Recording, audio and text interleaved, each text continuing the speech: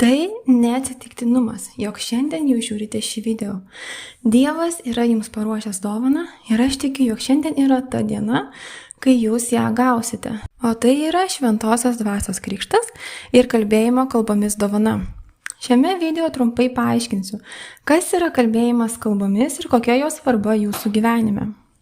Taip pat Dievas mane kviečia jums padėti gauti šią dovaną. Taigi pradėkim.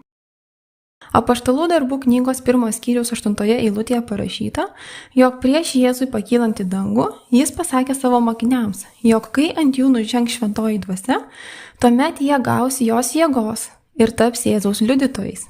Ir Apaštalų darbų knygos 2 skyriuje mes galime perskaityti, jog šventoji dvasia nužengė ant apaštalų, jie tapo pripildyti šventąją dvasią ir jie iškart pradėjo kalbėti kalbomis. Ir tuomet jie pradėjo visiems skelbti apie Jėzų. Tai yra gerąją naujieną, arba kitaip sakant, Evangeliją. Ir tai yra ta pati jėga, kurią Jėzus nori, kad jūs šiandien gautumėte, kad būtumėte jo liudytojų, kupinų jo jėgos. O tam reikia šventosios dvasios krikšto ir jos dovanos kalbėjimo kalbomis. Tačiau reikia žinoti, jo kalbėjimas kalbomis apima ne vieną kalbos dovaną, nes yra skirtingų dvasinių kalbų. Pavyzdžiui, jūs galite kalbėti kalbomis, bet kitų tautybių žmonės jūs gali suprasti taip, lyg jūs kalbėtumėte jų gimtąją kalbą. Bet šį kartą aš noriu, kad susikoncentruotumėte į taip, sakykime, pagrindinę dvasinės kalbos dovaną, kuri pasireiškia tuo, kad kai jūs meldžiatės dvasioje, tuo metu nei jūs pats, nei kiti žmonės jūsų negali suprasti, ką jūs tuo metu kalbate. Apaštalas Paulius laiške Efeziečiams rašo, jog mes nuolat turėtume melstis dvasioje. Laiške Judui parašyta, jog melsdamiesi kalbomis mes statome save ant švenčiausiojo tikėjimo. Tai reiškia, jog melsdamiesi kalbomis mes patys save tobuliname ir tvirtiname save tikėjime. Pirmame laiške Korintiečiams parašyta, jog kalbėdami kalbomis mes kalbame ne žmonėms, bet Dievui, nes žmonės tos kalbos nesupranta ir mes kalbame tuo metu paslaptis. Nes kai žmogus kalba kalbom, šventoji dvasia į to žmogaus dvasią įdeda įvairias paslaptis, kurias vėliau jas ir atskleidžia tam žmogui. Todėl labai svarbu būti pakrikštytam šventąją dvasią ir gauti savo maldos kalbą. Kalbėjimas kalbomis, arba kitaip sakant, dvasinė maldos kalba yra asmeninis bendravimo su Dievu būdas. Kai meldžiatės kalbomis, jūs tiesiogiai bendraujate su Tėvu ir jis taip pat tuo metu bendrauja su jumis per jūsų dvasią.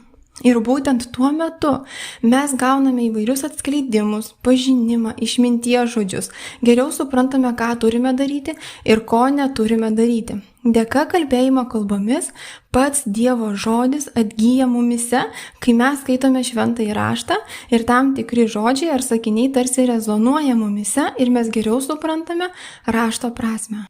Taip pat laiške Romiečiams parašyta, jog būna atveju, kai tu tiesiog nežinai, ko turėtum melstis tam tikroje situacijoje.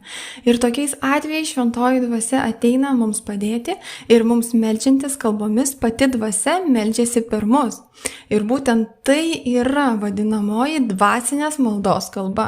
Melsdamiesi dvasinę kalbą mes galime užtarti savo mylimus žmonės, paklydusius žmonės, sergančius ir ligonius. Todėl tai tikrai svarbu, jog būtumėt pakrikštyti šventąją dvasią ir galėtumėte kalbėti kalbomis, nes kalbėjimas kalbomis, kaip ir minėjau, yra asmeninė maldos kalba, kurią žinote tik jūs ir Dievas.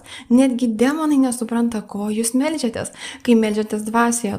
Kai meldžiamės mums įprasta lietuvių kalba už save ar už kitus žmonės, tuomet mes pakankamai greitai pritrūkstame tinkamų žodžių. Bet kai meldžiamės dvasioje, tai yra kai kalbame kalbomis, tuomet žodžiai niekada nesibaigia ir jei tik norisi, galima be jokios pertraukos keletą valandų taip melstis.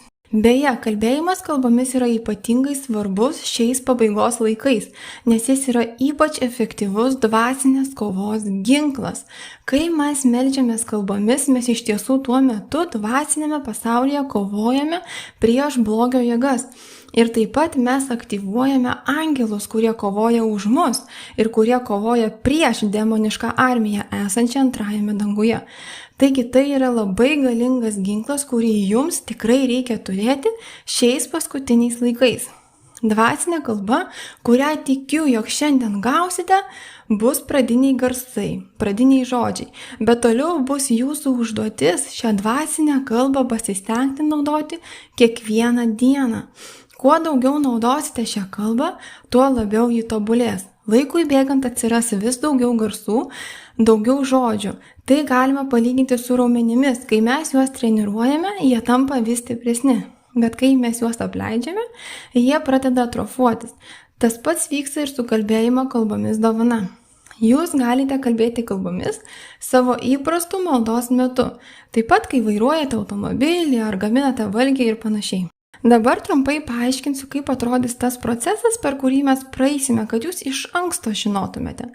Taigi, pirmiausia, jums reikės pasakyti: Jėzau, pakrikštyk mane šventąja dvasia.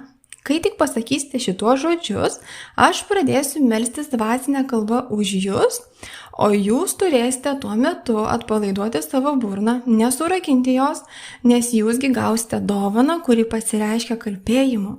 Todėl labai svarbu nekliudyti tai dovanai pasireikšti, nesurakinti savo burnos. Galiu pasakyti, jog labai padeda toks dalykas, kai žmogus taria tiesiog atskirus garsus. Pavyzdžiui, man pradėjus melstis kalbomis, jūs pradėkite judinti burną ir liežuvį, sakydami la, la, la, ba, ba, ba, ar panašiai, bet kokius, nesvarbu, bet kokius skiemenis ar bet kokius žodžius, tiesiog kaip vaikas, kuris bando pradėti kalbėti. Ir po kelių akimirkų šventoji dvasia pradės formuoti jūsų dvasinės kalbos garsus ar žodžius jūsų burnoje. Taigi dabar jūs žinote visą procesą, pro kurį praeisime. Bet prieš pradedant jums reikia žinoti, jog yra tam tikri barjerai, kurie trukdo gauti dvasinės kalbos dovaną. Pirmasis barjeras yra negalėjimas atleisti. Jėzus yra pasakęs, jog jei mes neatleisim žmonėms jų nusižengimų, tai ir Dievas mums neatleis mūsų nusižengimų. Taip pat Jėzus yra pasakęs, jog jei mes nešame Dievui dovaną ir prie aukuro prisimename, jog turime kažką prieš tam tikrą brolį, tuomet mums reikia palikti dovaną ten prie aukuro ir grįžti susitaikyti su broliu, tai yra jam atleisti ir tik tuomet sugrįžti ir aukoti dovaną. Taigi negalėjimas atleisti yra barjeras, sulaikantis dovanas. Taigi labai svarbu atleisti visiems žmonėms, kurie jums kada nors yra ką nors padarę negero ar įžeidę jūs savo žodžiais. Negalėjimas atleisti širdį pripilto neapykantos, kartėlio ir pykčio. Negalėjimas atleisti mus verčia nuolat kalbėti apie tą situaciją, apie tai, ką tas žmogus mums padarė, mes vis tą patį išgyvename, tai tampa dvasiniu nuodu, kuris nuveda mūsų kūnus į įvairius negalavimus ir ligas, į nerimą, stresą ir kitus dalykus. Štai kodėl Jėzus nenori, kad mūsų širdyje gyventų negalėjimas atleisti. Taip pat vertėtų žinoti, jog atleidimas savo ruožtų nereiškia, jog tu būtinai turi vėl pasitikėti tuo žmogumi, kuris tave įžeidė. Taip pat atleidimas nereiškia, jog tu būsi su tuo žmogum geriausi draugai. Bet atleidimas reiškia, jog tu daugiau nelaikai to žmogaus atsakingų už tai, ką jis tau padarė ar ką jis tau pasakė. Taigi pabandykite prisiminti žmonės, kurie yra jūs nuskriaudę ar įžeidę. Tai gali būti tėvai, klasiokai, bendradarbiai, broliai, sesės ar kiti žmonės. Dabar sustabdykite šį video ir pasakykite: aš atleidžiu tokiam ir tokiam žmogui už tokį ir tokį dalyką, kurį jis man padarė ir už tokius ir tokius žodžius, kuriuos jis man ištarė. Na kągi, tikiuosi, jog pasirinkote atleisti. Kitas barjeras yra įvairios piktosios dvasios, kurios stengiasi žmogui sutrukdyti gauti šventosios dvasios krikštą.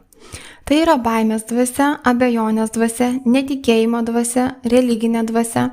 Dėl religinės dvasios galiu pasakyti tai, jog ji formuojasi mumise jau ankstyvoje vaikystėje, nes mes visi užaugome vienoje ar kitoje bažnyčioje ar bendruomenėje ar žmonių aplinkoje ir tie žmonės ar tos bažnyčios, kurios teisingai nemoko Dievo žodžio, kurios uždraudžia dvasinės dovanas, kurios jų neskatina, tai tose bažnyčiose ir bendruomenėse veikia religinė dvasia. Ir žmogus lankantis tą bažnyčią ar bendruomenę, jis perima tą religinę dvasią, kuri nustato žmoguje tuos barjerus, kurių jis buvo išmokytas. Ir dar viena dvasia, kuri taip pat yra kliūtis gauti dvasiniai dovanai, tai analitinė dvasia, kuri gali veikti inteligentiškus ir išsilavinusius žmonės, kurie mėgsta viską analizuoti. viską pergalvoti savo mintise, kaip, kas ir kodėl, ir kaip tai veikia. Bet reikia suprasti, jog ši dvasinė kalba neveikia mūsų minčių, nes ji išsilieja iš mūsų dvasios, o ne iš mūsų minčių. Pavyzdžiui, nuo vaikystės mes esame mokomi savo gimtosios kalbos, mokomi, kaip reikia tarti garsus ir žodžius. Ir tuo metu, kai mes kalbame, veikia mūsų mintis, mūsų protas. Bet kai jūs meldžiatės dvasinę kalbą, tuomet jūsų protas kalbos prasme lieka nenaudojamas, nes tariamus žodžius tuo metu šventoji dvasia formuoja jūsų burnoje. Taigi dabar aš noriu, jog štai ką pasakytumėte. Kartokite paskui mane. Aš atmetu baimės dvasią. Aš atmetu abejonės dvasią. Aš atmetu netikėjimo dvasią. Aš atmetu bet kokią religinę dvasią. Aš atmetu bet kokią analitinę dvasią. Aš atmetu bet kokią dvasią, kuri nesiklaupia prieš Jėzų. Gerai, dabar aš įsakysiu šioms dvasioms pasitraukti.